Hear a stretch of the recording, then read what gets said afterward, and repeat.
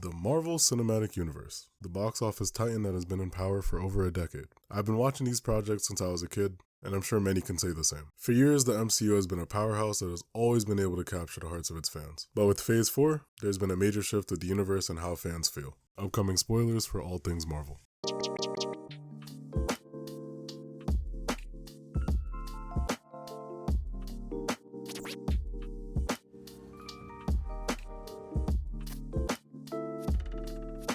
The Marvel Cinematic Universe kicked off with Iron Man, which still stands as one of my favorite movies to this day. Phase 1 took us through the origins of our main heroes who would ultimately team up in the first Avengers movie, helping turn the comic book genre into the big-name household staples that they are now. Phase 2 doubled down on what was already established in Phase 1, showing us more of the original Avengers, while introducing us to some new heroes including Ant-Man and the Guardians of the Galaxy, also showing us what goes on in the cosmic landscape of the universe. Phase 3 has been the best phase and brought some of the highest peaks in the MCU, leaving a lot of fans asking if it's possible to reach that kind of quality and excitement again. Civil War showed us that the Avengers weren't as tight-knit as we thought, and the impact of the team on the world around them. Oh no, because we dropped a building on them while we were kicking ass. Infinity War is simply the MCU's magnum opus, and I could go on and on about this movie. It's one that feels impossible for me to get tired of, and my first time seeing the ending is something I'll remember forever.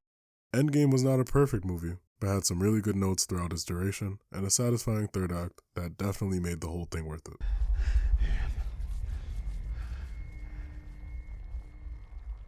Iron Man. Bringing us to the end of the Infinity Saga. Phases 1, 2, and 3 were all amazing. From the stories of our heroes in their respective solo films to the team-up movies, I feel like Marvel was really on a roll here. Comedy was subtle. This one time. What master do you serve? What master do I serve? What am I supposed to say, Jesus? So now you're just gonna leave me here, like my dad? Yeah. The character arcs and developments that we saw unfold were something we could appreciate, and we could clearly see the motivations of our villains. It would be crazy to say that these movies were perfect, but the flaws that did show were nowhere near as apparent as today's.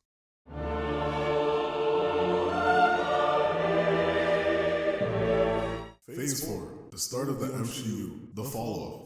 The end of anything good coming from Lord Feige and the Disney overlords. There isn't much that I can say about Phase 4 that hasn't been said already. It's been pretty disappointing and lackluster for the most part. This phase introduced the Disney Plus shows, and I'll run through my brief thoughts on them now. WandaVision felt like a strong start for the Disney Plus shows. The experience as it was premiering was definitely better than the show itself. Yes, I was a victim of the hype and onslaught of fan theories that were nowhere close to being true. And the finale was pretty lackluster. But it did bring this heat.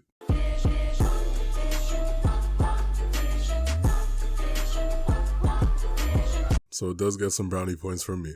Agatha was alright, but I wish that there had been more of a focus on Wanda really being the antagonist of her own story. The Monica Sword storyline seemed like one that had a lot more potential, but it also fell flat. I am a big fan of the 9-episode format for this show though. It was nice to get some more insight on where Wanda was left emotionally and physically after Endgame, as well as her past. Falcon and the Winter Soldier is actually one of my favorites, and I think it deserves more love. It felt rushed, but I quickly realized that this would be a common theme with most of the shows. Seeing both Sam and Bucky's individual evolution and the development of their friendship was a great aspect of the series. Moreover, Isaiah Bradley's inclusion was a great way to provide more insight into the Captain America mantle. I enjoyed John Walker as an antagonist more than Carly in the Flag Smashers, and the best way to describe how I feel about Carly in general was just weird, but nonetheless, pretty good show and contributed to setting up the Thunderbolts. Loki was a great show and connected to the overall multiverse saga in a major way. I think it's arguably the best Disney Plus show with some of the most compelling storytelling. Now, when we look at the others, I know that isn't the most revolutionary thing to say, but I do think it's a considerable step above the rest. I really enjoyed the cast in this one. I cared about each character and was invested in their histories and potential futures. Seeing the first appearance of a Kang variant in the finale was a pleasant surprise, and Jonathan Majors simply stole the show once he was on screen. You're welcome. Hawkeye was fun, and I feel like it's been forgotten by a good amount of people. Looking back on it, I feel like it's pretty underrated, and I get it. But look who's back. I feel like one of the sore spots with this show was that it felt like a big game of tug-of-war with our protagonist and our antagonist. As I said earlier, I had fun with this one. I think it's good for a casual show to have in the background. I am so terribly conflicted about Moon Knight. It was pretty cool for the first 3 episodes, but things went south toward the midpoint. I definitely enjoyed the aspects of the show that felt more down to earth and made the show feel like its own little bubble, not necessarily concerning itself with the greater MCU. It began to lose me once it felt like there was more of a focus on Khonshu instead of the dichotomy of Mark Spector and Stephen Grant. Hopefully, whenever we do see Moon Knight again, more justice can be done to the character. I was having fun with Ms. Marvel, but I won't lie and say that I finished it. It started off very strong, but it lost me around episode 4 just like Moon Knight. I enjoyed the lightness of the overall show, and I think Iman Vellani was a perfect pick for Kamala. Still getting used to the power change and the fact that she's a mutant now, but it was a decent viewing experience. And we have She-Hulk, quite possibly the most polarizing show so far. I thought it was fun. I appreciated the return of the 9-episode format and the overall vibe of the show, but I can also understand why people don't like it. However, I do think the hate is a bit blown out of proportion, which I'll touch on more a little bit later. Episode 8 was definitely the peak of the series, and it wasn't just because of Daredevil. It felt like the most cohesive episode overall, and most balanced when it came to the storyline. This episode was what I envisioned going into the series when it came to seeing Jen as She-Hulk, and just her as a lawyer. I was worried when I heard that She-Hulk would have the shortest finale of all the shows, but after watching it, I completely understood why. I appreciated its creativity and I laughed because right as I said, what is going on right now? The fourth wall was completely shattered. The show had peaks and valleys, but I think it's not as bad as it's been made out to be. Story that Kevin wants. Okay, then I want to talk to Kevin. No one talks to Kevin. Overall, the shows have been extremely hit or miss. I think one of their greatest weaknesses is the 6-episode format, aside from WandaVision and She-Hulk. It feels like there simply isn't enough time to let the characters in each respective story breathe or let the viewer be able to really absorb everything. Spending the first 2 to 3 episodes without establishing who the villain is or even alluding to what everything is building up to leads to what I feel will always be a rushed ending with nothing but a giant mess. Everything definitely had potential in each of their respective ways, but most just did not hold up all the way to the end. The most common thread I also saw with almost all the shows was that they all pretty much fell apart right before the finale. Something that I think is also a result of the 6-episode format. I just don't feel like you should condense movies into 6 parts. I think that's why WandaVision, Loki, and She-Hulk felt so inventive compared to the rest. But we can't have Phase 4 without the movies, so let's just jump right in. Black Widow was forgettable, but a nice little spy movie. Learning more about Natasha's backstory was great, but at the same time, I can't help but feel like it was a very elaborate way to introduce Yelena, Taskmaster, and Red Guardian, who have all ended up being a part of the Thunderbolts. I enjoyed it for what it was, but I wish it had come out earlier in the timeline so it could be appreciated more. Shang-Chi was not only beautiful in its storytelling, but in its fighting, choreography, and environments too. We got a great addition to the MCU with the titular character portrayed by Simu Liu, and this movie was just great. I loved it, and I look forward to seeing more of Shang-Chi in the future. Wenwu is one of my favorite antagonists, and it was really nice to see the real Mandarin appear in the universe. Really solid, and definitely one of the top projects in the phase. Eternals was definitely a movie. Very beautiful visually, but I honestly think that it may have benefited from being a series instead. With so many characters sharing the screen altogether, in addition to setting up things for the future, there was much left in the film that did not get a chance to be fleshed out. In general, the story just felt average and didn't really blow me away. I always like seeing more of the cosmic side of the MCU, but this was just a miss for me. No Way Home was simply one of the best life experiences I've had, along with being a top tier MCU project. The only times I stopped smiling while watching were when this film absolutely tugged at your heartstrings. It was just amazing to see where Tom Spider-Man went in terms of his story, and I'm excited for his future. Of course, it was also amazing to see Toby, Andrew, and all of their villains return in such a big way. There are too many good things to say, but I really do love this movie. I really liked Multiverse of Madness, but I can admit that it wasn't the best it could be. In hindsight, this feels more like a WandaVision follow-up instead of a Doctor Strange sequel. That doesn't seem fair. Choosing to ignore the Illuminati joke on purpose is doing this movie a big favor. It would have been nice to see more of the multiverse, but I definitely think it's a good jumping off point for what's to come. The Illuminati roster was cool for what it was, and had I not been spoiled on John Krasinski's Reed Richards cameo, I would have freaked out in the theater. There are definitely some parts where you question some of the creative choices or see the film start to drag, and I really think it was a victim of disoriented rewrites, which really sucks to see. I think it looked great and had some good story elements that were enjoyable. I like weird movies, and I liked Sam Raimi's direction with the film. One of my favorites, but some of the backlash is warranted. Thor: Love and Thunder. Initially, I actually liked this one a good bit. Christian Bale knocked it out of the park as Gore, and his back should be broken with the way he carried this film. Love and Thunder has such a strong start, but once the jokes started to kick in and the storyline developed, it rapidly declined. Rewatching it felt like some kind of cruel and unusual punishment. I have to reiterate, I appreciated Christian Bale's performance so much, but we needed much more of it. Felt like Thor's whole character regressed, and they couldn't decide between making him or Jane the lead. The jokes hurt physically at times. There was one singular human being who laughed at the goats when I saw this in theaters. One. I won't say this movie was outright terrible, but I don't think it's up there for me.